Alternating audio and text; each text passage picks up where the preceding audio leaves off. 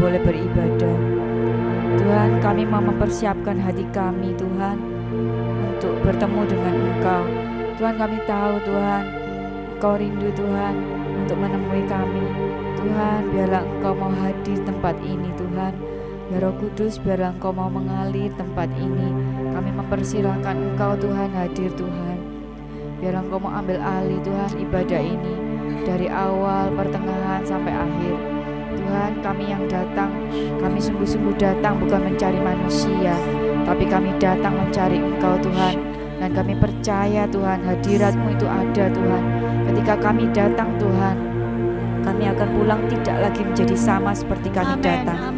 Sebab kami datang Tuhan, kami bertemu dengan Tuhan, dan Tuhan memberikan kelegaan buat setiap kami. Perjumpaan-Mu itu Tuhan yang akan mengubahkan setiap kami. Terima kasih Tuhan, terima kasih Roh Kudus. Biarlah Engkau yang beracara. Kami menyerahkan semuanya di dalam nama Tuhan Yesus Kristus. Kami berdoa dan mengucap syukur. Haleluya, amin.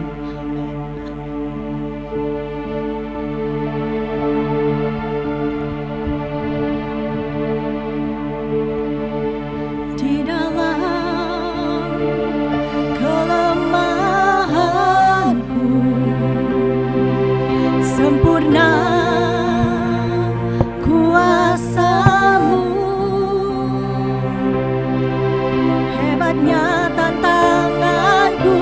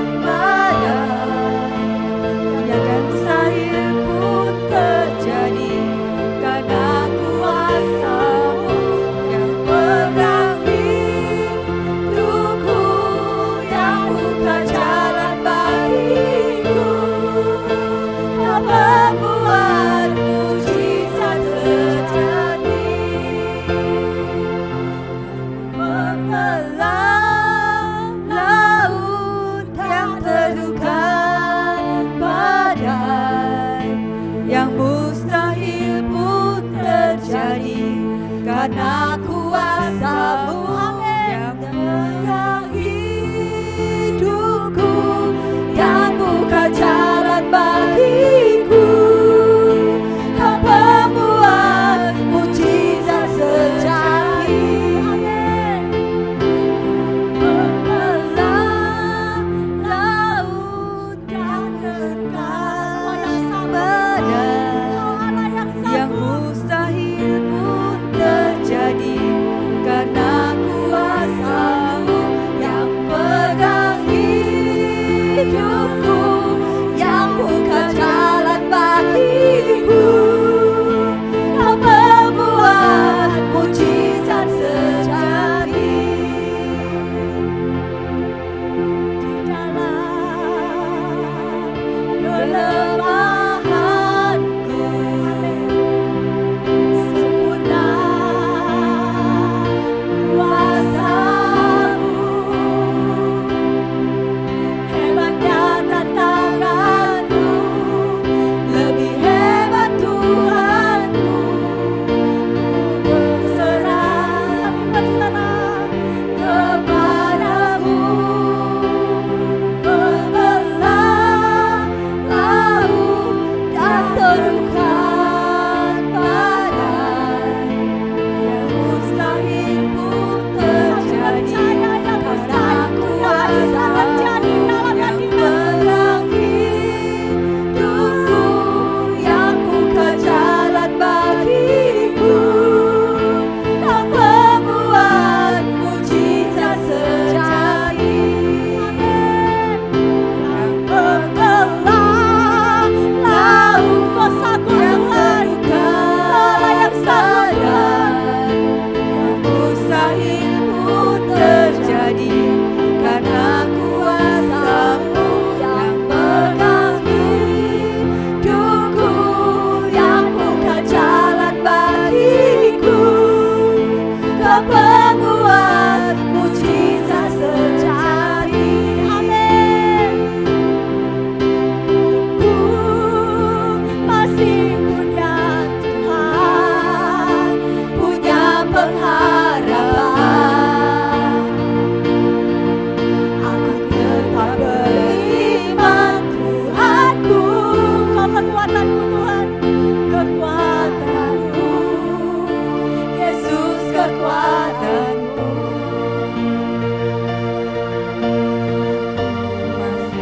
Masih punya Tuhan, aku masih punya Tuhan, punya pengharapan. Aku tetap beriman Tuhanku. Kau kekuatanku Tuhan, Yesus kekuatanku, Yesus kekuatanku. Masih punya Tuhan, aku masih punya Tuhan, yang benar-benar kami harapan. Aku tetap beriman Tuhanku, Yesus kekuatanku, Yesus kekuatanku. Aku masih punya Tuhan, aku masih punya Tuhan, aku masih punya Tuhan. Dalam Engkau kami dapat pengharapan Tuhan, Kau sumber pengharapan kami Tuhan. Aku tetap beriman Tuhanku, Yesus kekuatanku, Yesus kekuatanku.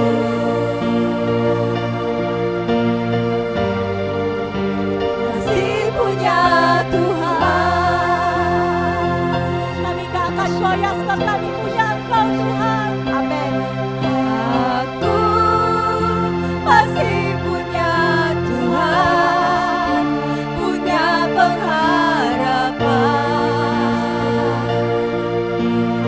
tetap beriman Tuhanku. Yesus kekuatanku, Yesus kekuatanku. Aku masih punya Tuhan, percaya janji-Mu ya dan amin. Janji-Mu setia di dalam hidupku. Aku percaya anugerah-Mu besar, lebih dari semua yang dapat ku minta. Percaya janji-Mu ya dan amin. Kasih-Mu setia di dalam hidupku. Aku percaya anugerah-Mu besar, lebih dari semua yang dapat ku minta. Aku percaya janji-Mu ya dan amin. Kasih-Mu setia di dalam hidupku. Aku percaya anugerah-Mu besar, lebih dari semua yang dapat ku minta. Percaya janji-Mu ya dan amin. Kami memandang kepada-Mu Tuhan,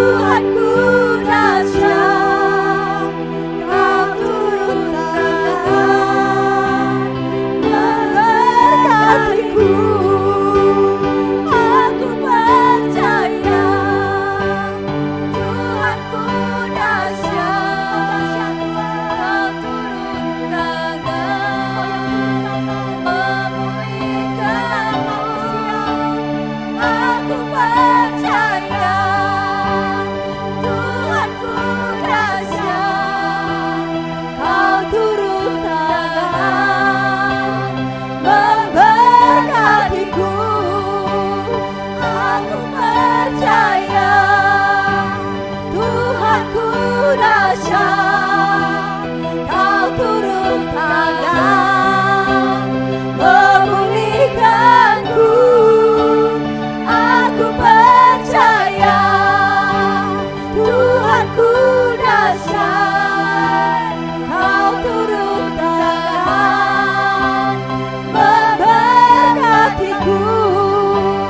Aku percaya Tuhanku dahsyat, Kau turun tangan memulihkanku. Aku percaya Tuhanku dahsyat, Kau turun tangan memberkatiku. Aku percaya Tuhanku dahsyat. Deklarasikan iman kami Tuhan. Kau yang turun tangan, Kau yang turun tangan, bukan lagi tangan manusia yang jangan percaya. Tangan Tuhan, Tuhanku dahsyat, jangan kami Kau turun tangan menyembuhkanku. Aku percaya Tuhanku dahsyat, Kau turun tangan memulihkanku. Aku percaya Tuhanku dahsyat, Kau turun tangan menyembuhkanku.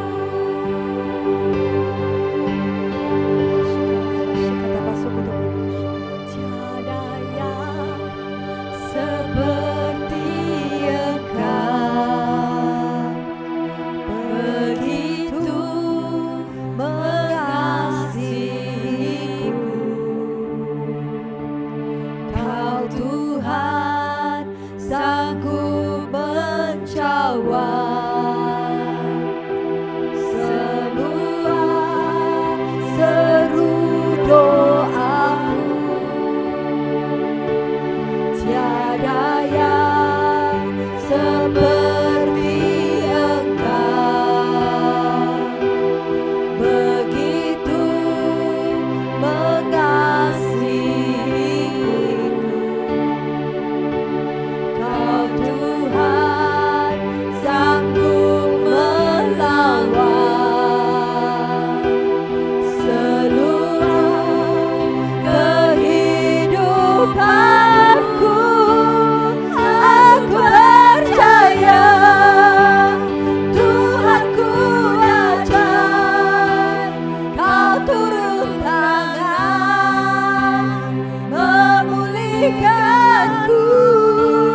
Aku percaya Tuhanku dahsyat, Kau turun tangan memberkatiku.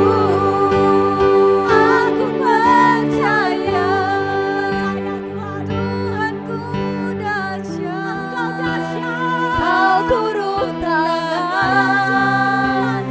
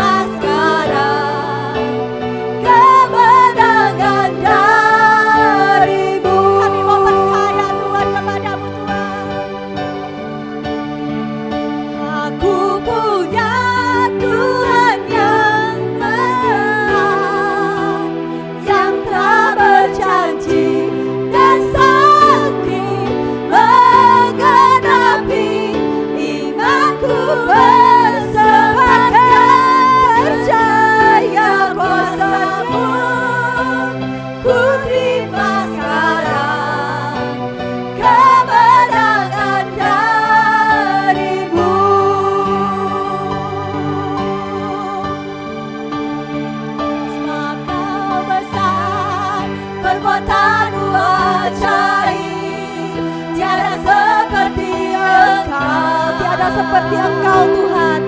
Tiada seperti Engkau, sebab Engkau besar, perbuatanmu ajaib. Tiada seperti Engkau, tiada seperti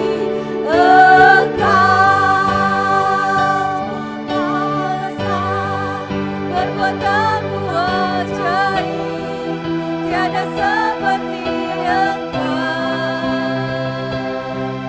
tiada seperti Engkau, sebab Engkau besar, perbuatanmu ajaib, tiada seperti Engkau, tiada seperti Engkau,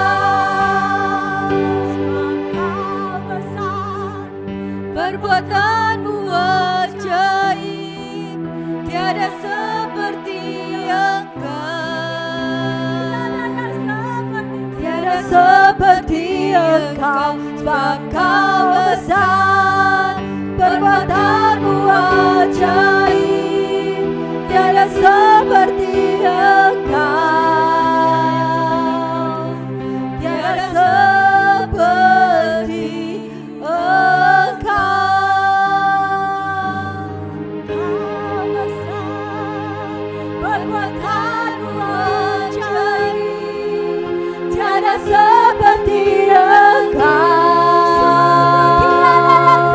tiada seperti Engkau, sebab Engkau besar, perbuatanmu ajaib, tiada seperti Engkau, tiada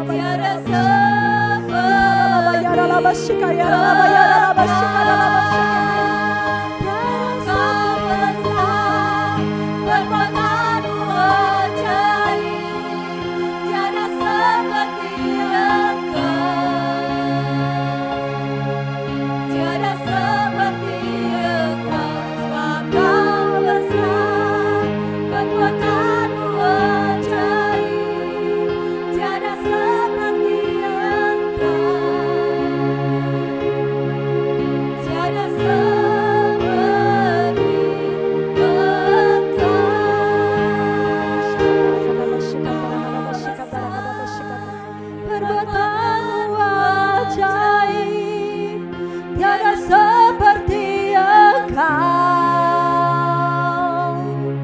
tiada seperti Engkau, sebab Engkau besar, perbuatanmu ajaib, tiada seperti Engkau,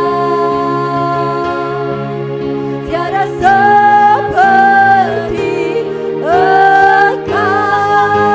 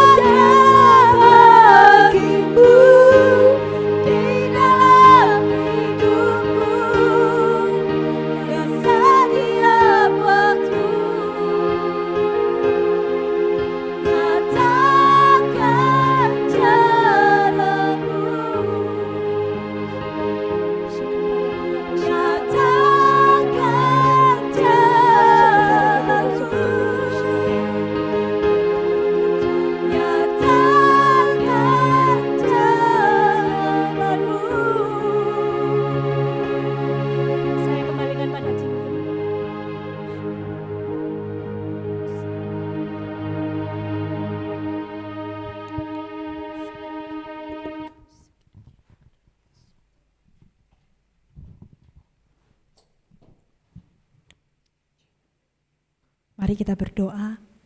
Bapa, terima kasih buat hadirat-Mu. Terima kasih buat kasih-Mu.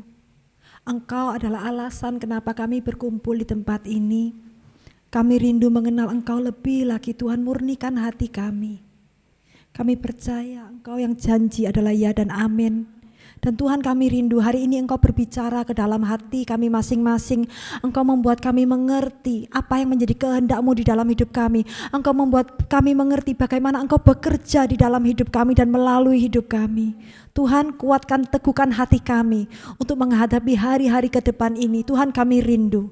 Apabila kami percaya, apabila Engkau memulihkan kami, itu sebabnya Engkau mau mempunyai suatu tujuan yang lebih besar bagi kami. Biarlah setiap kami di tempat ini, Tuhan, mengalami pertumbuhan. Biarlah setiap kami di tempat ini, Tuhan, masuk kepada rencana-Mu yang sempurna. Biarlah setiap kami di tempat ini, Tuhan, diundang masuk lebih intim, Tuhan, mengenal Engkau, lebih mengerti kehendak-Mu, Tuhan. Terjadilah, Tuhan, sesuai kehendak-Mu di bumi seperti di sorga. Terima kasih, Tuhan, kami mengucap syukur dalam nama Tuhan Yesus. Haleluya, amin. Ya, selamat datang. Terima kasih buat saudara-saudara yang sudah hadir. Saya percaya hari ini meskipun yang hadir nggak banyak ya, tapi saya percaya kita ada di tempat ini bukan karena siapa pembicaranya, tetapi karena kita rindu bertumbuh. Seperti tadi sebelum ibadah saya ada kenalan dengan beberapa saudara-saudari di tempat ini.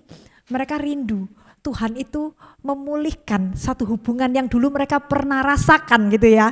Satu api yang mereka pernah rasakan di dalam kehidupan mereka yang mungkin sudah lama mereka nggak rasa itu lagi. Tapi saya percaya di tempat ini bukan karena tempat ini atau bukan karena kita, tapi karena Tuhan itu sedang mengundang saudara lebih mendekat.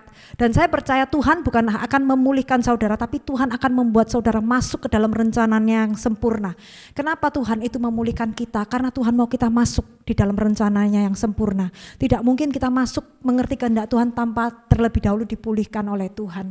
Ya, hari ini saya akan membagikan firman tentang perjalanan kehidupan seseorang yang diurapi oleh Tuhan.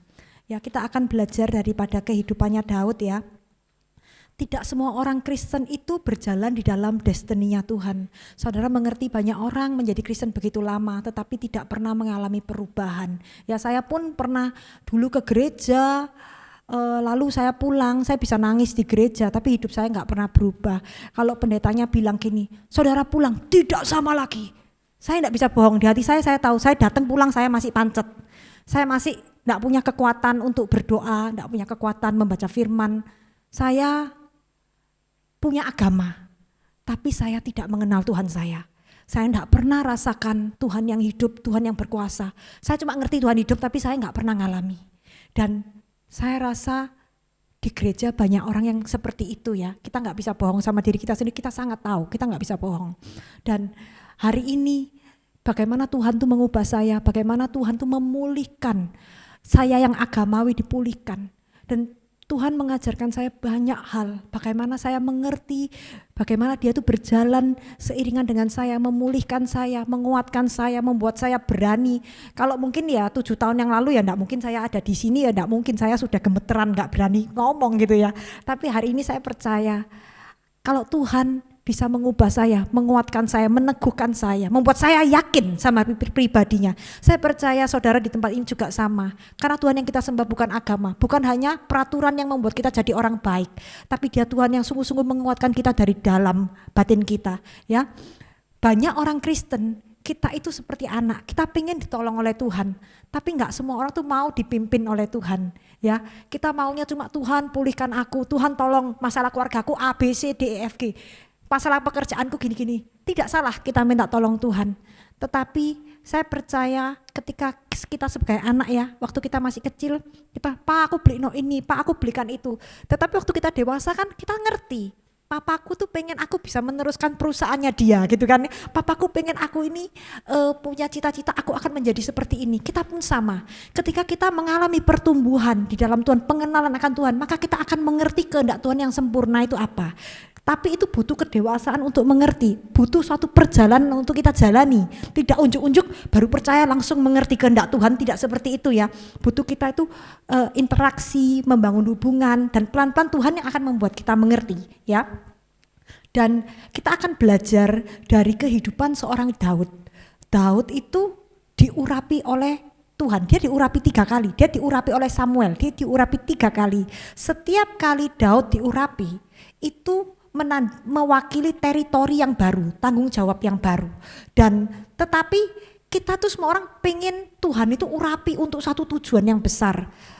Sebenarnya urapan itu adalah yang mempersiapkan kita mencapai tujuan yang besar gitu ya.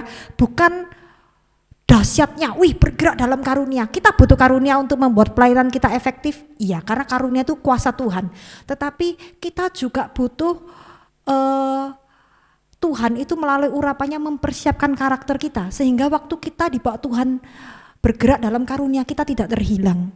Kita tahu sekarang banyak hamba Tuhan yang bergerak dalam karunia ya. Mungkin mereka mendoakan orang sembuh, orang geblak, orang alami mujizat. Tetapi Tuhan tidak mengenal mereka jatuh mungkin terjerat wanita, terjerat uang. Kenapa kok bisa kayak gitu? Dan apa yang kita kejar gitu, bukankah yang kita kejar itu adalah perkenanan di hadapan Tuhan. Kalaupun kita bisa sangat begitu berdampak, hidup kita memberkati orang, tapi Tuhan tidak mengenal kita, maka kita itu di hadapan Tuhan kembali ke titik nol, sia-sia saja gitu ya. Kita maunya kan kita berdampak tapi kita juga dikenal Tuhan ya. Kita belajar dari kehidupan Daud, kita baca 1 Samuel 16 ayat 13. Samuel mengambil tabung tanduk berisi minyak zaitun yang telah dibawanya dan mengurapi kepala Daud di depan saudara-saudaranya. Sejak hari itu roh Tuhan ada pada Daud dengan penuh kuasa. Kemudian Samuel kembali ke Rama. Apa arti mengurapi? Di sini kita mengerti setelah Daud diurapi, roh Tuhan itu ada pada Daud dengan penuh kuasa. Berarti apa? Setelah Daud diurapi, roh Tuhan itu mencengkram kehidupan Daud. Roh Tuhan mengambil alih kehidupan Daud. Dan kita mengerti setiap orang percaya itu diurapi oleh Tuhan ya. Kalau kita mungkin zaman dulu Tuhan itu memakai orang-orang tertentu. Tetapi kita yang ada di dalam perjanjian baru, Tuhan tuh mengurapi setiap kita. Setiap kita ada Roh Kudus di dalam diri kita. Apa arti diurapi? Apa arti kalau Inggris itu consecrate? Apa arti consecrate? Consecrate itu berarti dipisahkan, dikuduskan. Sejak Roh Kudus tinggal di dalam kita itu berarti Tuhan mau memisahkan kita dari cara pikir dunia. Tuhan mau membawa kita masuk kepada destiny yang sudah Dia tetapkan. Tuhan mau kita menyingkirkan ego-ego kita. Kenapa kita harus menyingkirkan ego kita? Sehingga kita memberi ruang untuk Tuhan tuh masuk di dalam diri kita, menguasai diri kita lebih ya. Kita nggak mungkin bisa melayani orang dengan ego kita. Kalau kita melayani orang dengan ego kita, kita pasti nuntut orang itu membalas kebaikan kita. Tapi Tuhan mau kita melayani dengan kasih agape. Itu sebabnya ego kita harus menyingkir supaya kasih agape Tuhan bisa menguasai kita ya. Dan diurapi itu berarti kita dipisahkan supaya apa? Supaya cara kita melihat, cara kita berpikir, cara kita bertindak, cara kita perasaan kita ini loh digerakkan sesuai kebenaran firman dan kehendak Tuhan, bukan sesuai diri semau kita. Kalau kita digerakkan diri kita sendiri ya kita pasti mengasihani diri lah, nelongso kan gitu ya biasanya. Tapi Tuhan itu enggak mau kita kayak gitu, Dia mau kita fokus kepada agenda kerajaannya. Saya pernah dengar waktu itu ada hamba Tuhan mendoakan orang gini, kamu tuh terlalu emosional, emosimu tuh enggak boleh digerakkan oleh perasaanmu, emosimu harus digerakkan oleh kebenaran firman Tuhan ya. Firman Tuhan tuh harus begitu menguasai diri kita sehingga cara kita memandang, cara kita menimbang segala sesuatu, cara kita mengukur itu semua sesuai dengan kebenaran firman, bukan sesuai perasaan kita ya. Dan Tuhan mengurapi kita bukan karena kita cukup baik, bukan karena kita itu lebih tinggi, lebih hebat dari orang lain, tapi Tuhan mengurapi kita karena ada tujuannya yang Dia mau kita genapi ya. Dan kita yang orang percaya itu kita masuk ke dalam kerajaan Tuhan, maka segala sesuatu tentang yang kita terima dari Tuhan itu harus kita kembalikan kepada Tuhan. Segala sesuatu itu berpusat kepada Tuhan ya. Kita belajar dari kehidupan Daud. Kita baca 1 Samuel 16, 18 sampai 22. Lalu jawablah salah seorang hamba itu, katanya, sesungguhnya aku telah melihat seorang anak laki-laki, orang Betlehem itu yang pandai dan main kecapi. Ia seorang pahlawan yang gagah perkasa, seorang prajurit yang pandai bicara, elok perawakannya, dan Tuhan menyertai dia. Kemudian Saul mengirim suruhan kepada Isai dengan pesan, suruhlah kepadaku anakmu Daud yang ada pada kambing domba itu. Lalu Isai mengambil seekor keledai yang dimuati roti, sekirbat anggur, dan seekor anak kambing, lalu dikirimnya itu kepada Saul dengan perantaran Daud anaknya. Demikian Daud sampai kepada Saul dan menjadi pelayannya. Saul sangat mengasihinya dan ia menjadi pembawa senjatanya. Sebab itu Saul menyuruh orang pergi ke Isai mengatakan, biarlah Daud tetap menjadi pelayanku sebab aku suka kepadanya. Kita mengerti pada awalnya Samuel itu Daud itu diurapi oleh Samuel untuk menjadi raja. Meskipun saat itu Daud itu bukan siapa-siapa, baru dia menerima, oh kamu akan menjadi raja gitu ya. Dan setelah itu ternyata Daud itu bisa diundang Saul masuk ke istana gitu ya.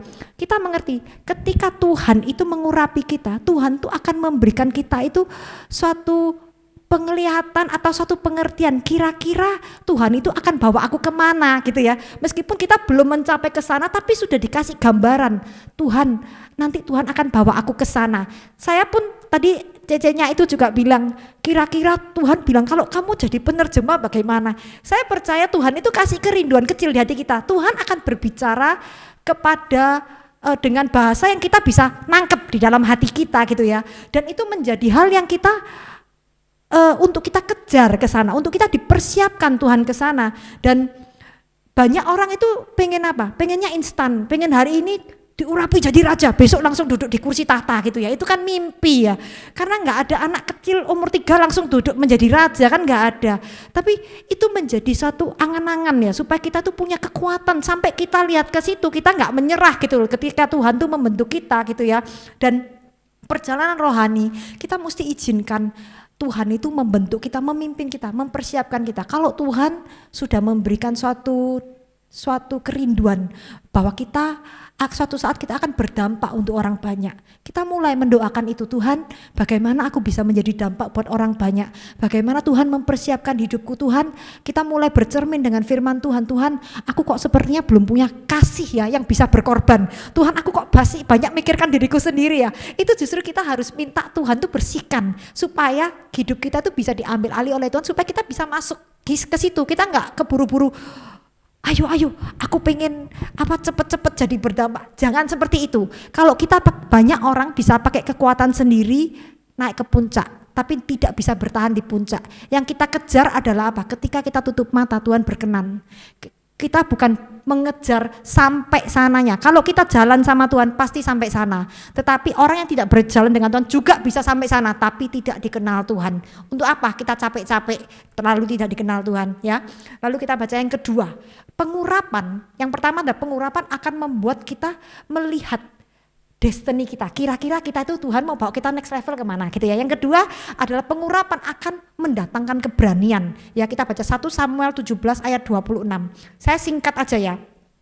Daud itu berkata gini, siapakah orang Filistin yang tidak bersunat ini sampai ia berani mencemooh barisan daripada Allah yang hidup. Nah kita lihat ketika tentara orang Israel aja takut menghadapi Goliat, Daud ini siapa? Dia bukan siapa-siapa, tetapi dia berani berkata, siapakah orang Filistin yang tidak bersunat? Dia berani menantang loh. Ini anak kecil bukan siapa-siapa berani nantang. Ini bukan keberanian yang kita ngomong bondo nekat gitu, bukan ya. Tapi ini keberanian karena dia mengenal Tuhan. Ini keberanian karena ada kesaksian roh. Urapan itu memberikan kesaksian roh bahwa apa yang kita percaya itu benar, bahwa Tuhan yang kita sembah itu hidup. Dia tidak memberikan ruang untuk kita ragu, karena urapan itu adalah roh Allah di dalam diri kita. Dia bersaksi. Dia bersaksi atas dirinya sendiri gitu ya. Dia bersaksi bahwa Tuhan yang kita sembah itu hidup. Maka keberanian ini adalah keberanian menghadapi musuh demi nama Tuhan. Dalam hidup ini pun kita akan menghadapi banyak tantangan. Tetapi kalau kita diurapi Tuhan, kalau ada Roh Kudus dalam diri kita, tidak ada yang bisa membuat kita itu lemah atau membuat kita jatuh. Kita punya keberanian untuk menghadapi apa yang harus kita hadapi. Dan seringkali Tuhan itu justru membentuk kita melewati tantangan kehidupan itu, kita dibentuk, kita dikuatkan. Yang ketiga, ya, pengurapan itu juga akan mengundang orang itu memfitnah. Karena apa? akan ada orang yang dipakai oleh si jahat itu untuk membuat urapan kita mati, untuk membuat perjalanan rohani kita itu mati, ya kan? Kita itu kan dari kerajaan gelap dipindah ke kerajaan terang. Otomatis iblis itu ya nggak tinggal diam. Ketika kita menjadi anak Tuhan dan kita mau sungguh-sungguh ikut Tuhan, beda ya. Kita jadi orang Kristen tapi nggak sungguh-sungguh sama kita jadi orang Kristen ikut Tuhan sungguh-sungguh itu beda. Kalau kita jadi orang Kristen nggak sungguh-sungguh ya wis memang hidup kita wis nggak ada bedanya gitu sama orang dunia, dan ya mungkin kita dipontang-panting kita ya wis biasa. Tapi ketika kita ikut Tuhan sungguh-sungguh, maka kita kalau kita sadar ya pertentangan yang kita alami akan sebenarnya semakin banyak. Tetapi itu hanya membuktikan bahwa iman kita ini kita adalah on the right track, kita ada di dalam track yang benar. Ya seperti Daud, ketika dia itu mau melawan orang Goliat ya, kakaknya itu kan bilang gini, aku kenal sifat pemberanimu dan kejahatan hatimu, engkau datang kemari dengan maksud melihat pertempuran. Ketika Daud itu mau membela tentara Israel, kakaknya itu malah menfitnah dia, oh kamu nih sok-sokan, kamu tuh cuma cari sensasi, kan seperti itu ya, kamu tuh sok-sokan, kamu tuh cari sensasi, kamu tuh cuma mau lihat kita perang, mau lihat kita kalah toh gitu. Padahal Daud ini punya keberanian, dia mau melawan karena dia mengenal Tuhan. Nah dalam perjalanan iman pun kita akan mendapatkan orang-orang yang akan menfitnah kita. Oh kamu tuh fanatik, kamu tuh cuma mau tampil, nah ikut Tuhan cuma mau tampil gitu ya. Tapi percayalah, justru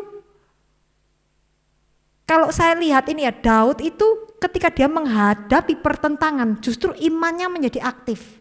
Kakaknya bilang kamu tuh cuma cari sensasi kok, kesini mau lihat kita perang. Tapi Daud tidak ragu, dia tidak bilang gini, iya ya mungkin kakakku betul, mungkin aku cuma cari sensasi. Enggak, urapan Roh Kudus yang di dalam dia itu membuat dia mempercayai apa yang dia percayai. Meskipun orang lain merendahkan dia, orang lain tidak percaya sama apa yang dia percayai, tapi dia tetap bisa teguh menghadapi apa yang dia percayai. Dan urapan di dalam diri kita pun itu membuat kita tetap bisa teguh meskipun kita menghadapi banyak perlawanan perkataan orang ya, tetapi kita akan tetap teguh mempercayai apa yang kita tahu gitu ya. Dan keempat, kita lihat Daud ini dia itu siapa? Dia bukan panglima, dia masih gembala biasa. Tetapi di dalam hatinya itu dia sudah memiliki kayak hasrat untuk melindungi orang tentara Israel loh. Dia ini siapa? Gembala kok.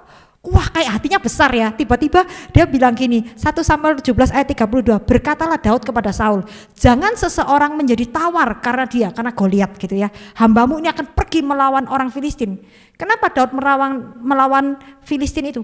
Karena dia nggak mau tentara Israel itu kecut hati, dia nggak mau tentara Israel itu takut gitu ya, dia mau melindungi mereka. Siapa Daud ini? Daud bukan siapa-siapa, tapi hatinya sudah bisa memikirkan kesejahteraan orang banyak. Dan kita mengerti ya, urapan Tuhan yang Tuhan berikan di dalam kita itu bukan untuk membuat kita lihat hebat, aku kuat, enggak. Urapan kita yang Tuhan berikan kepada kita pada akhirnya itu selalu demi kesejahteraan orang yang lebih banyak. Itu pada akhirnya akan untuk memberkati orang yang lebih banyak. Bukan tentang diri kita, justru urapan itu akan mematikan diri kita sendiri gitu ya. Ini sesuatu yang mungkin jarang kita dengar karena orang banyak nggak suka, nanti nggak berani jadi orang Kristen loh kalau disuruh mati terus gitu ya. Tapi perjalanan ikut Tuhan sesungguhnya bukan tentang berkat, adalah tentang pikul salib, ya kan? Yang dimatikan apa? Kedagingan kita, ego kita, supaya Tuhan itu ambil alih hidup kita, ya. Jadi kita lihat bagaimana pengurapan Tuhan itu akan mengubah diri kita, bagaimana pengurapan Tuhan itu pada akhirnya selalu untuk tujuan korporat, untuk memberkati orang yang lebih banyak, bukan tentang diri kita, bukan tentang apa yang kita lakukan, apa yang aku lakukan, tetapi tentang kesejahteraan orang yang lebih banyak. Ya. Dan kelima, kita baca, mungkin bisa minta ditolong ya. Nah, kelima, pengurapan Tuhan itu juga akan, sebentar ya. Pengurapan Tuhan itu juga akan mengundang orang-orang itu cemburu ya dengan kita ya. Waktu Daud itu perang dan selalu berhasil. Kalau kita baca 1 Samuel 18, 8-9. Lalu bangkitlah amarah Saul dengan sangat dan perkataan itu menyebalkan hatinya sebab pikirnya kepada Daud diperhitungan mereka berlaksa-laksa tetapi kepadaku diperhitungan beribu-ribu. Akhirnya jabatan raja itu pun jatuh kepadanya. Sejak itu hari itu Saul selalu mendengki Daud. Ketika Tuhan itu mengurapi saudara, saudara mulai dibentuk sama Tuhan untuk masuk tujuan yang Tuhan sudah tetapkan bagi hidup saudara, maka saudara akan mulai mengalami tantangan. Ada orang yang cemburu sama saudara, ada orang yang mungkin menolak saudara, ada orang yang mungkin mulai memfitnah saudara, memandang rendah, menyakiti saudara. Itu hal yang normal ya dalam kehidupan itu. Kalau kita ngalami hal itu normal, kita nggak perlu mengasihani diri. Justru di situ Tuhan itu membentuk kita menjadi pelaku firman. Kalau kita nggak pernah disakiti orang, kita nggak ngerti praktek mengampuni seperti apa. Kalau kita nggak pernah dijahati orang, maka kita nggak ngerti bagaimana cara memberkati musuh kita. Ya kita bisa amin amin amin, tapi kapan prakteknya? Prakteknya yaitu waktu kita masuk ke dalam proses itu. Waktunya kita praktek. Kita sering bilang, Tuhan aku mau jadi serupa dengan Engkau. Tentunya bukan serupa itu bukan sulapan celing langsung jadi. Serupa itu justru kita mengalami, meresponi seperti yang Tuhan mau. Maka di situ justru Tuhan itu akan memunculkan karakter Kristus dalam hidup kita. Justru ketika kita diproses ya, kalau kita memandang kepada Tuhan, kita nggak akan mengasihani diri. Karena kita tahu suatu kehormatan kalau Tuhan itu izinkan saudara merasakan apa yang dia rasakan. Tuhan itu bukankah Tuhan itu juga pernah difitnah, juga dia itu pernah disalahpahami, pernah ditolak, pernah dikhianati, ya kan? Bahkan dia karena dia fasih, karena dia bisa membagikan firman dengan kuasa dan otoritas. Orang Farisi pun bisa cemburu sama Tuhan Yesus, ya kan? Jadi keunggulan yang Tuhan berikan di dalam kita akan mengundang orang cemburu, mengundang orang itu juga mungkin bisa memfitnah, mengkhianati, menyakiti, apapun pertentangan yang kita alami dari orang-orang sekitar kita, kita pegang itu sebagai apa? Tuhan, hari ini kalau Engkau izinkan aku alami ini, jangan saudara pikir aduh mengasihani diri, tapi saudara pikir kehormatan, aku dapat merasakan apa yang dirasakan Yesus dan aku mau berespon sesuai kebenaran firman Tuhan. Ya, ketika kita berespon sesuai dengan firman Tuhan, maka meskipun orang dunia anggap bodoh kamu disakiti kok mbok ampuni kan gitu. Tetapi di kerajaan Tuhan kita tuh naik level loh. Kita tuh dipromosikan sama Tuhan loh. Secara rohmu jadi lebih kuat satu level. Meskipun secara daging orang dunia akan lihat bodoh, disakiti kok memberkati. Tapi kan kembali tolak ukur kita sekarang adalah pikiran Kristus. Bagaimana Tuhan melihat kehidupan kita, bukan apa kata orang luar tentang kehidupan kita. Dan tadi kita pun juga sudah berkata bahwa urapan itu membuat kita punya keteguhan hati melawan apa kata dunia, ya. Karena roh Tuhan di dalam diri kita lebih besar daripada roh dunia. Dan bagaimana kita bisa memiliki pikiran Kristus? Kalau kita tidak mengalami pembaruan akal budi dan perjumpaan dengan Tuhan, maka pasti kita itu hanya punya pikiran manusiawi kita. Pikiran manusiawi kalau kita salah pahami orang, disakiti orang, pasti berpusat sama diri sendiri. Aduh nasibku, aku kok diizinkan ngalami seperti ini, kan gitu. Tapi kalau kita punya pikiran Kristus, kita tahu Tuhan sedang melatih aku. Ini kesempatan untuk aku praktekkan firman. Bagaimana kita punya pikiran Kristus? Yaitu kita harus banyak merenungkan firman. Karena firman itu bukan hanya kita belajar untuk kita ngajar orang lain, tapi terlebih dahulu firman harus mengubah hidup kita. Firman harus mempengaruhi cara kita berbicara, cara kita bertindak, cara kita berpikir, cara kita emosi kita. Semua itu harus dikuasai oleh firman, dan firman itu harus masuk sampai ke hati kita. Dan meskipun musuh bisa pakai orang lain mau menggagalkan iman kita, tetapi kalau kita mengerti firman, kita mau punya hati yang terus bertobat, mau punya hati yang terus diubahkan oleh Tuhan, maka tidak ada musuh yang bisa menjatuhkan kita. Dan kita mengerti dari firman, pada akhirnya Tuhan selalu menang. Dan kalau Tuhan bilang Tuhan Allah turut bekerja mendatangkan kebaikan, ya kan? Kebaikan itu bukan selalu kita ngomong tentang berkat yang kita dapat, enggak. Kebaikan bagaimana kita itu memunculkan karakter Kristus di dalam hidup kita, ya kan? Meskipun kita harus melewati penderitaan. Banyak orang nggak suka dengar message penderitaan, tapi saya rasa ini sangat penting karena saya ada bukan untuk membuat orang senang dengarkan tentang Tuhan Yesus, tapi Tuhan pun lewat penderitaan dia dimuliakan. Tidak ada jalan kepada kemuliaan tanpa penderitaan. Tidak ada kemuliaan tanpa pikul salib. Kita bukan jadi Kristen supaya kaya raya, supaya terkenal. Kita bukan jadi Kristen supaya hidup kita diberkati. Tapi kalau kita ikut Tuhan sungguh-sungguh, kita pasti diberkati. Ya, kalau kita ikut Tuhan sungguh-sungguh, Tuhan bisa ngangkat kita. Tuhan bisa jadikan kita kepala dan bukan ekor. Kalau kita ikut Tuhan sungguh-sungguh, ya. Tetapi yang pertama adalah berjalan dengan Tuhan, ya. Jadi bukan tujuannya, oh Kristen itu diberkati, Kristen diberkati, bukan itu ya. Itu justru salah. Justru ketika kita menghadapi tantangan, kita harus sadar bahwa itu cara Tuhan itu menarik kapasitas iman kita. Itu cara Tuhan itu melalui proses itu menghasilkan buah roh di dalam diri saudara. Kapan lagi menghasilkan buah roh? Kalau orang baik kita baik ya wajar ya kan. Kalau orang jahat kita baik itu baru luar biasa. Waktu kita menghadapi tantangan dan kita respon dengan tepat, itu Tuhan tuh memunculkan pribadinya di dalam hidup kita. Ya, dan melalui rencana orang si jahat pakai orang untuk menyakiti kita. Tetapi justru ketika kita berespon benar apa? Kapasitas hati kita mengasihi diperluas, kasih agape kita dimunculkan, kesabaran loh jadi bertumbuh, ya kan? Diuji, jadi bisa lebih sabar. Kita juga hikmat juga lebih bertumbuh. Bagaimana kita itu menangani hal-hal ini pakai caranya Tuhan, bukan caranya kita. Ketekunan, daya tahan, daya juang kita. Orang Kristen itu bukan terima nasib terus hidup nelangsa, enggak ya. Kita itu punya daya juang. Apapun yang menghantam hidup kita itu tidak bisa mematikan kita karena ada Roh Kudus yang tidak terbatas di dalam diri kita. Kalau orang Kristen kena masalah geblak terus putus asa, berarti dia nggak sadar di dalam dirinya ada Roh Kudus, ada urapan di dalam dirinya. Kenapa kok bisa mati? Kalau kuasa yang membangkitkan Yesus dari kubur itu juga kuasa yang sama yang hidup dalam diri kita, maka sebenarnya kita itu unlimited, kita tuh tak terkalahkan. Cuma seberapa kita berani percaya, ya kan? Seringkali kan di otak ini banyak kubu-kubu benteng.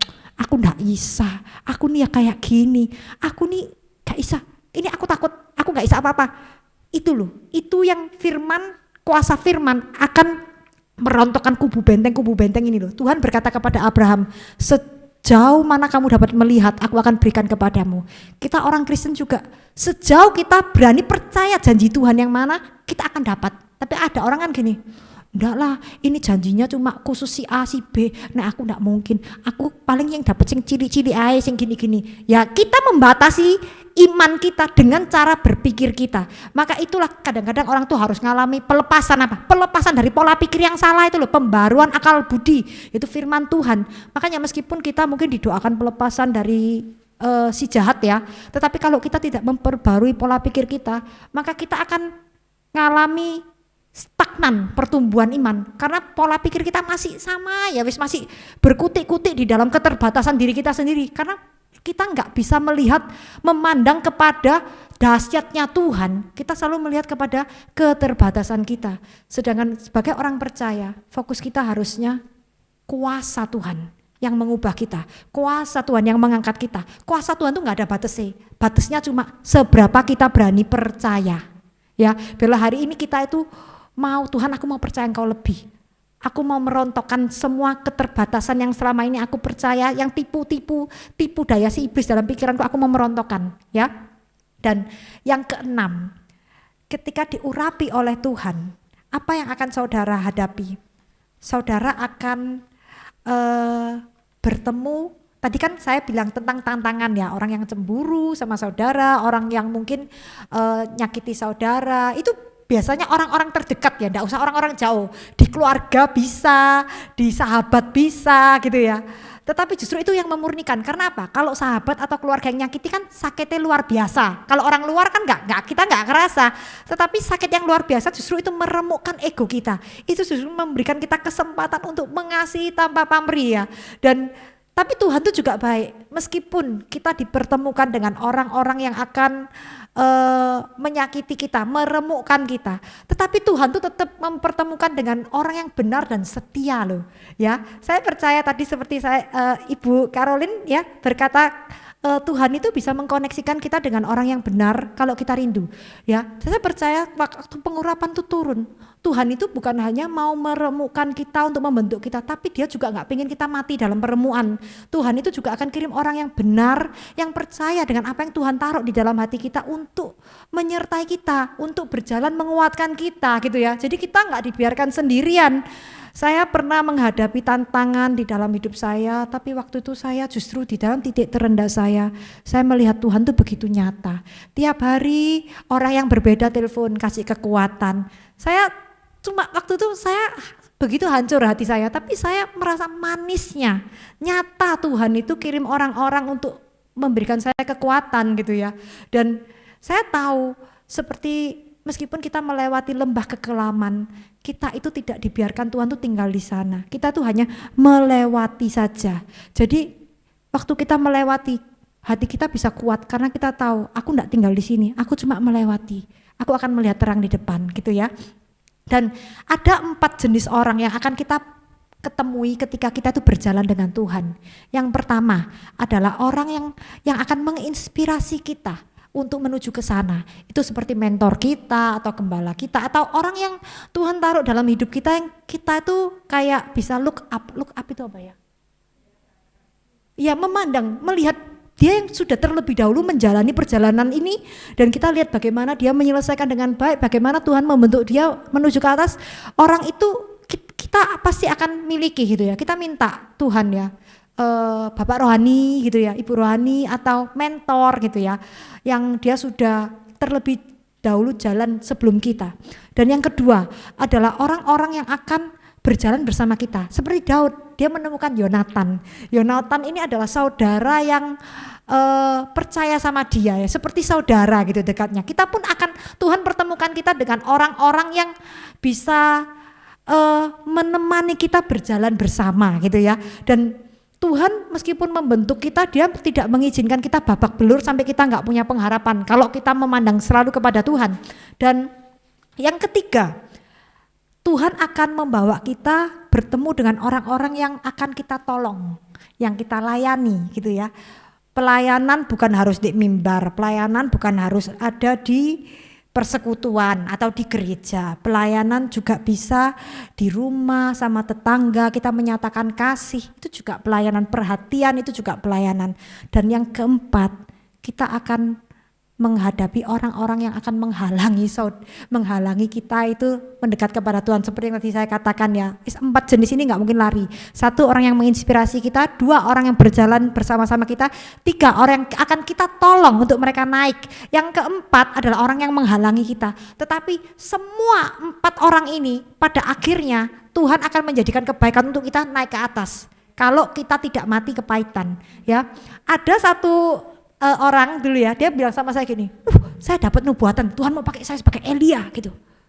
Bangga enggak? Waduh, Elia itu datang api loh ini, bangga ya.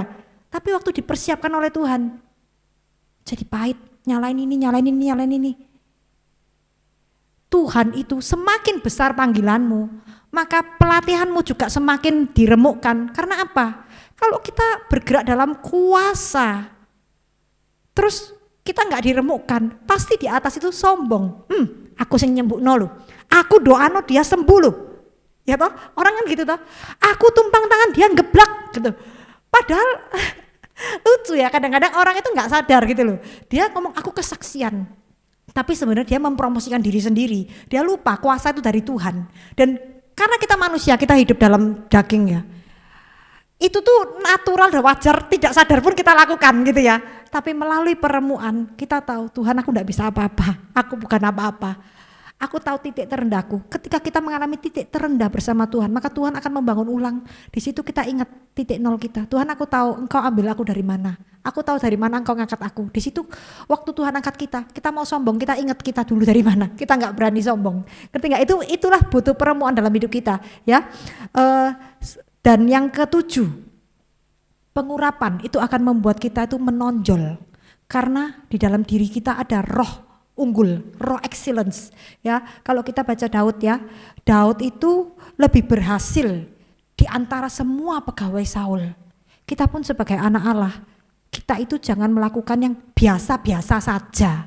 Ya, makan seperti yang saya katakan ya, seberapa kita berani percaya di situ kita bergiat ke sana. Jadi anak Tuhan itu harus punya roh excellent. Jangan mau sembarangan. Contoh dari hal terkecil lah. Jangan buang sampah sembarangan. Kita tahu, oh biasa buka mobil, buang sampah sembarangan gitu kan dulu. Kita mungkin lihat banyak orang tua, kayak gitu, kita melok-melok kayak gitu. Anak Tuhan itu jangan seperti itu. Karena yang kita lakukan bukan kita takut ditilang polisi, tapi karena mata Tuhan itu melihat, ya kan. Semua hal kecil-kecil itu Tuhan melihat. Kalau kita mau dipercayai Tuhan bilang apa? Kalau mau dipercayai harus setia pada hal kecil. Hal kecil tuh hal yang dianggap remeh sama orang, hal yang tidak dilihat oleh orang. Kalau kita mau excellent, kita mau dekat sama Tuhan, kita itu harus memiliki standar excellent. Tentunya standar excellent itu sesuai pimpinan Tuhan ya. Jangan kita target terlalu tinggi terus kita gak bisa mencapai, terus kita frustasi menyalahkan diri, itu ya salah, itu perfeksionis namanya, bukan standar excellent. Tapi dalam segala hal kecil yang Tuhan percayakan, kita mau memberikan yang terbaik. Seperti Daud, dia jadi unggul. Ketika ada urapan Tuhan di dalam hidup kita, kita bisa jadi unggul. Kita harus menjadi teladan, terutama kepada orang-orang yang belum mengenal Tuhan. Kita mesti membiarkan Tuhan itu memunculkan excellent kita. Jangan kita membatasi, oh aku enggak bisa, oh aku ya wis kayak gini lah, aku enggak kayak kamu. Enggak ada. Seberapa kita percaya, di situ kita kejar. Kalau kita berani percaya, kita berani kejar, maka kita akan menjadi seperti itu dengan kekuatan Tuhan ya.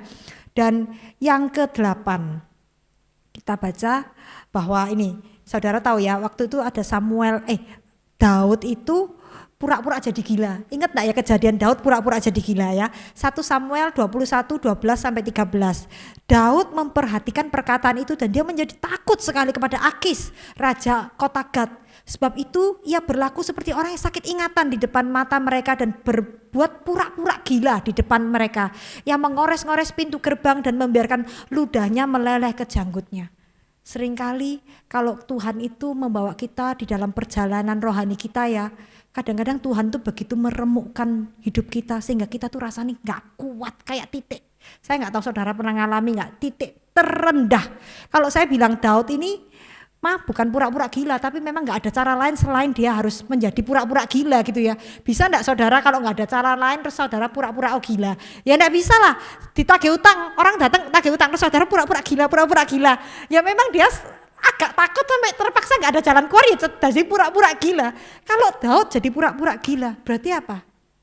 Egonya sudah rontok, akal budi enggak bisa kasih dia solusi kan? Iya kan? Kadang-kadang Tuhan akan izinkan kita mengalami di mana seolah-olah akal budi kita tidak bisa ada solusi. Seolah-olah kita itu diremukkan sama Tuhan sampai kita itu rasanya mau gila gitu ya. Saya pernah alami itu ya, waktu Tuhan meremukkan kedagingan saya percaya Tuhan meremukkan kedagingan saya. Setiap kita punya titik lemah dan itu yang akan Tuhan, kalau titik lemahnya uang ya Tuhan bentuk di uang, titik lemahnya wanita Tuhan bentuk di wanita, titik lemahnya sombong Tuhan bentuk sombong, titik lemahnya mulutnya besar Tuhan bentuk di sana gitu ya.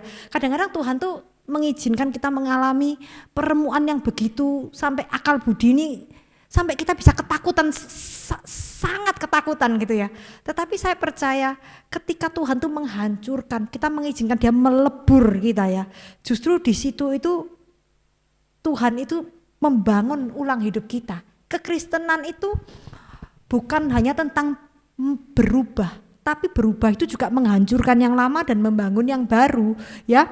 Dan kita bisa dihancurkan karena 2 hal. Jadi jangan kira, oh aku cuma ngalami peremuan sekali. Bisa berkali-kali. Apa? Karena gini, kita tuh bisa mengalami peremuan karena 2 hal. Yang pertama, karena kita memang salah, kita dosa. Tuhan hancurkan, dibangun ulang. Tapi yang kedua, karena dimurnikan. Seperti Ayub, nggak salah pun ya menghadapi kayak gitu ya. Kita dulu saya sempat mikir gini, waduh Tuhan, Tuhan kok rodok serem ya. Kok harus ngalami kayak Ayub ya. Aku ya takut loh Tuhan, aku harus kayak gini. Karena aku tahu kalau Ayub ngalami berarti aku yang ngalami. Cuma mungkin ceritanya kita beda, nggak sama-sama Ayub gitu ya. Wah, waktu saya ngalami ya, yang Tuhan remukkan saya sampai turun nggak tahu berapa kilo, 4 kilo, 5 kilo. Saya sampai ketakutan itu, sampai saya tidur pun saya mau muntah loh, bener-bener itu sangat. Tapi hati saya tahu, saya tidak boleh kompromi. Saya tidak boleh kompromi terhadap dosa ya. Tapi Tuhan tuh luar biasa. Ketika kita mengizinkan Tuhan meremukkan kita, Percaya nggak, habis itu tuh urapan Tuhan turun, ada urapan Tuhan yang lebih besar turun atas hidup kita. Tuhan mempercayakan kita hal yang lebih besar karena kita sudah dipandang teruji, kita dipandang bisa menang terhadap cobaan-cobaan yang Tuhan berikan, terhadap godaan-godaan. Kita bisa bayar sedikit, kita bisa bohong. Tetapi karena kita mau taat sama Tuhan, kita mau mengatakan apa yang benar.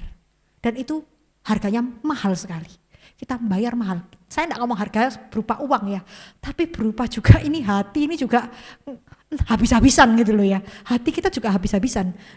Tapi saya percaya bahwa penderitaan yang kita alami tidak akan sebanding dengan kemuliaan yang kita terima. Kita harus ingat itu ya. Di dalam Tuhan, penderitaan yang kita alami tidak pernah sebanding dengan apa yang akan kita terima.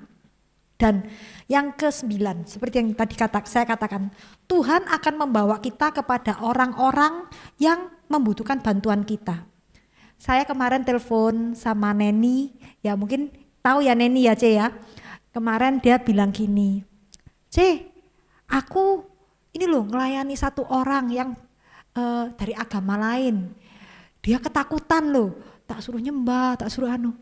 Saya lihat hidupnya dia mulai berbuah. Dulu waktu kita mendampingi Neni untuk meletakkan dasar iman di dia, sekarang dia bisa meletakkan dasar iman kepada orang yang agamanya berbeda. Dia bisa mimpin orang mengalami Tuhan. Kita pun akan seperti itu. Tuhan akan mempertemukan kita di mana orang lain itu membutuhkan kita. Dan mungkin panggilan saudara bukan hanya, panggilanku hanya menolong satu orang. Enggak, kalau Tuhan kasih saudara visi yang besar, percaya selalu dimulai dengan latihan yang kecil-kecil ya. Tapi bukan otomatis saudara, naik semua orang melihat saudara, enggak. Saudara akan Tuhan akan bawa saudara melatih orang-orang yang mungkin enggak ada orang yang tahu. Yang tahu cuma dia dan saudara. Enggak ada orang yang akan kasih saudara tepuk tangan dengan saudara melayani orang itu. Tapi itu justru waktu Tuhan melatih ya. Daud kan Tuhan enggak langsung jadi raja. Daud melayani dulu orang-orang di Adulam. Siapa orang-orang Adulam itu? Orang-orang yang ditagih piutang ya kayaknya ya, sebentar ya. Iya, orang yang mengalami kesukaran, orang yang dikejar tukang piutang, orang yang sakit hati. Daud jadi pemimpinnya mereka. Jadi Tuhan itu enggak pernah kita melayani orang kaya. Saudara jangan pikir ya, aku diurapi Tuhan untuk melayani orang kaya gitu. Kita diurapi Tuhan itu selalu melayani orang yang mengalami kesulitan ya. Kita sama Tuhan itu diurapi untuk membalut orang yang hancur hati. Maka firman Tuhan kan berkata, Roh Tuhan ada padaku, mengurapi aku, dia mengutus aku untuk membalut hati yang terluka, untuk mengungkapkan tahun misteri kepada para tawanan dan kebebasan bagi orang terbelenggu. Jadi urapan itu pasti membuat kita melayani orang yang hancur hati, orang yang remuk hati. Karena ketika kita dipulihkan oleh Tuhan, Tuhan juga mau kita menyalurkan pemulihan di dalam hati orang-orang yang hancur hati. Itulah tujuan kekristenan, supaya kebaikan Tuhan itu bergulir, tidak berhenti, ya.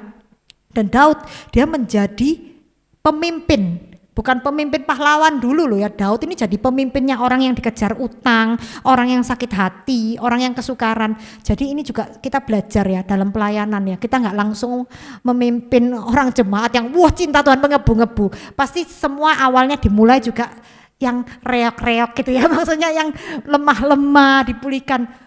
Tapi kan bukankah itu yang menandakan bahwa Tuhan itu nyata ya? Tuhan itu bukan nyata ketika semua orang itu bisa menyembah dengan suara yang luar biasa, tapi Tuhan itu nyata ketika kehidupan orang itu diubahkan, dipulihkan. Ketika semua orang waktu mereka menyembah, mereka sadar mereka itu dibawa Tuhan, dipulihkan Tuhan dari mana asal mereka, dari mana Tuhan mengangkat mereka.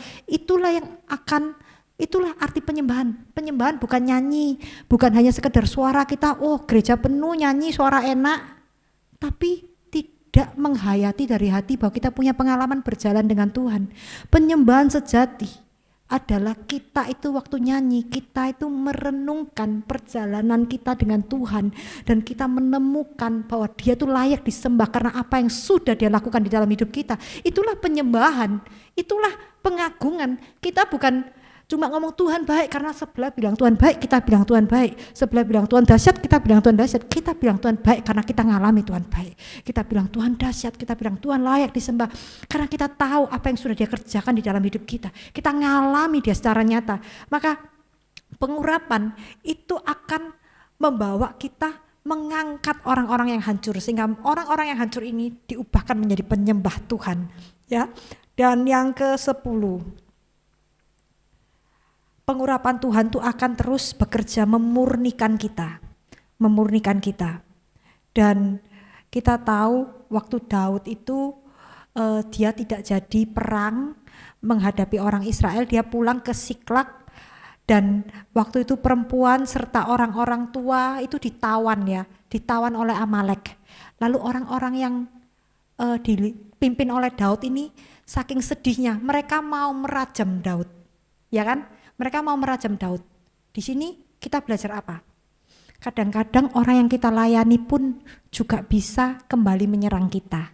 Orang yang kita layani pun belum tentu menghargai apa yang kita lakukan dalam hidup mereka. Tetapi apakah itu membuat Daud kepahitan? Wis, gak mau mimpin, wis kurang ajar, ditolong kok gak mau berterima kasih. Paling gak ngerti berterima kasih lah, sopan titik lah gitu. Tapi enggak, Daud ini menguatkan dirinya kepada Tuhan.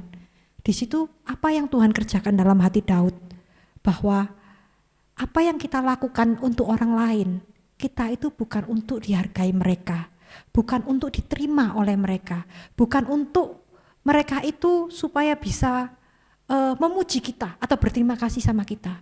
Ketika orang yang kita layani pun kembali menyerang kita, kita sadar bahwa kekuatan satu untuk terus menyelesaikan kehendak Tuhan dalam hidup kita adalah Tuhan, bukan kekuatan daripada pengakuan orang-orang yang kita layani. Tentunya kalau orang bilang terima kasih ya kamu sudah melayani kita, secara manusia senang, ya kan, dihargai, senang. Tetapi Tuhan akan memurnikan di mana kekuatan kita bukan datangnya dari pujian manusia, tetapi kekuatan kita melayani murni daripada Tuhan. Dan Daud tetap memimpin mereka meskipun dia sudah mau diserang oleh mereka. Dia menguatkan dirinya kepada Tuhan dan dia bisa mengambil balik apa yang diambil oleh orang Amalek. Dan Daud ini luar biasa loh ya. Setelah dia ambil kembali apa yang diambil oleh orang Amalek, dia membagikan itu kepada tua-tua, ya, dibagikan kepada tua-tua. Dan di situ ini artinya apa? Akan ada satu saat di mana Tuhan itu waktu mau mempromosikan kita, dia akan membuat orang-orang yang ada di atas otoritas kita tuh mengenali bahwa tangan Tuhan itu ada atas hidup kita. Jadi kita tuh enggak perlu mempromosikan diri, ya. Kalau Tuhan mau pakai kita sebagai dampak, dia sudah taruh itu di dalam hati kita. Kita setia, kita tunggu Tuhan yang membuat orang lain mengenali. Biarlah pintu promosi itu Tuhan yang buka. Kalau kita mempersiapkan diri dengan baik, enggak mungkin Tuhan itu tidak mempromosikan kita. Cuma seringkali kita yang enggak, kita Tuhan kapan? Kita nggak nikmati jalan sama Tuhan, kita bingung mau dikenal orang. Itu hati yang salah. Bahkan saya mau katakan itu hati yang jahat. Karena yang kita kejar bukanlah apa yang Tuhan mau. Yang kita kejar sebenarnya adalah kedagingan kita sendiri. Ya, kalau kita mau dipakai Tuhan, kita izinkan Tuhan itu terlebih dahulu membereskan hati kita. Terlebih dahulu Tuhan itu mematikan kedagingan kita, mempersiapkan kita. Kita melayani orang bukan karena kita sudah sekolah teologi berarti kita bisa melayani orang. Yang penting itu sekolah kehidupan, sekolah hati kita, sekolah cara pikir kita, bukan sekolah teologi. Sekolah teologi ya penting lah kalau misalnya takut tafsirnya salah gitu ya, tetapi bukan segalanya gitu loh. Banyak orang aku sekolah teologi, aku sudah bisa jadi pendeta. Belum tentu manusia ngakui kamu, tapi di hadapan Tuhan belum tentu Tuhan mengenal kita. Kembali, itu satu hal yang saya belajar gini, jangan sampai kita tuh cuma diakui Tuhan tapi tidak diakui manusia tapi tidak dikenal oleh Tuhan gitu ya. Padahal meskipun kita mau diakui manusia, kita juga mengeluarkan jeripaya loh ya. Jeripaya capek-capek sia-sia. Untuk apa? Kita kan maunya Tuhan ya. Dari situ biarlah, lalu Daud kan akhirnya orang Yehuda datang lalu mengurapi Daud sebagai raja. Tapi kalau terjemahan lain tuh ada yang bilang tua-tua itu mengurapi Daud sebagai raja atas isi rumah Yehuda. Akan ada waktu di mana otoritas, orang-orang yang berotoritas itu mengakui tangan Tuhan ada dalam hidup saudara dan dia mengangkat saudara untuk satu mungkin pelayanan di gereja atau di mana ya. Jadi izinkan Tuhan tuh memproses kita, jangan kesusu terburu-buru kita itu mempromosikan diri. Biarlah pengurapan Tuhan di dalam hidup kita itu memulihkan dulu, mengembangkan yang terbaik di dalam diri kita, membersihkan hati kita ini loh. Hati kita ini kalau kita nggak ikut Tuhan sungguh-sungguh itu kan banyak nyimpen sampah toh, banyak nyimpen kepahitan, banyak nyimpen luka, banyak nyimpen ketidakakuratan, cara berpikir yang salah. Biarlah Tuhan tuh mempersiapkan supaya ketika Tuhan mengangkat kita, Dia itu sudah melihat kita tuh layak dan teruji untuk panggilan kita. Jangan terburu-buru mencapai panggilan atau menggenapi nubuat dengan kekuatan kita atau waktu kita atau pakai cara kita. Tapi berjalanlah dengan Tuhan, nikmati setiap proses. Biar Tuhan melatih kita, mengembangkan kita, biar Dia yang mengangkat kita. Maka kita akan menyelesaikan perjalanan perjuangan iman ini dengan baik ketika kita itu berjalan dengan Tuhan. Ya, satu, bukan bagaimana mencapai destiny, tapi bagaimana mengenali seni berjalan dengan Tuhan. Kalau kita bisa berjalan Tuhan dengan baik, pasti kita mencapai destiny. Tidak mungkin kita nggak mencapai destiny. Di situ Tuhan pasti sudah mengajar kita bagaimana kita perang, rambu-rambu apa yang harus kita jaga, bagaimana kita kalau menghadapi situasi ini. Tuhan pasti juga sudah memperlengkapi kita. Karena satu yang Tuhan mau itu adalah bagaimana kita itu terus mengenal Dia. Di dalam mengenal Dia, Dia akan membawa kita kepada destiny. Tapi kita bisa mencapai titik seolah-olah dipandang manusia berdampak, tapi kita tidak mengenal Tuhan, itu bisa. Dan itu yang mengerikan. Itu iblis tahu kamu mau kemana, tak biarno ae. Kamu bangga-bangga kamu pelayanan, tapi kamu gak dikenal Tuhan. Seperti kemarin ya, di tempatnya waktu kita Zoom, di Christine itu kan dia bilang kan, yang penting bukan melakukan yang sibuk, tapi mengenali apa yang Tuhan mau. Ya, mari kita izinkan urapan Tuhan itu bekerja di dalam diri kita. Urapan Tuhan itu membentuk kita, meremukkan kita, membangun ulang hidup kita. Dan urapan itu yang membuat kita itu dikenal oleh Tuhan, dan urapan yang membuat kita itu mengerti bagaimana melayani Tuhan. Dan kalau kita melayani dari kedagingan kita, gak akan efektif. Karena kalau kita melayani orang dengan hatinya Tuhan, itu yang efektif. Karena pelayanan itu bukan tentang aku melakukan sesuatu kebaikan untuk saudara, tetapi aku mengimpartasikan kehidupan Kristus yang ada di dalam diriku, di dalam hidupmu, gitu ya. Itulah pelayanan sejati, memberikan hidupnya Kristus, memberikan Zoe. Kita izinkan Zoe, aliran kehidupan bekerja di dalam diri kita, dan aliran kehidupan itulah yang kita berikan untuk bekerja di dalam kehidupan orang lain. Itu yang mengubah orang, ya. Saya sudah selesai hari ini firman yang saya bagikan, karena kita ini kan, saya akan tutup dalam doa lalu kita bisa fellowship ya. Bapa, terima kasih buat firman-Mu yang sudah Engkau bagikan. Biarlah setiap kami mengerti bagaimana cara urapan-Mu bekerja di dalam hidup kami. Tuhan, mampukan kami setia memandang kepadamu, pencipta dan penyempurna iman kita. Ketika Engkau mengizinkan kami mengalami pencobaan, pertentangan, kami percaya Tuhan, kasih-Mu juga terus menguatkan kami dengan mengirim orang-orang yang setia kepada kami. Tuhan, buat kami terus mengenal Engkau dan bertumbuh di dalam kasih karunia-Mu. Biarlah kami ini menikmati perjalanan kami bersama-Mu sampai kami melihat Engkau yang menggenapi janji-Mu, destiny-Mu di dalam hidup kami. Berikan kami hati yang rela mengiring Engkau. Berikan kami hati yang lembut, yang mau dikoreksi oleh Tuhan.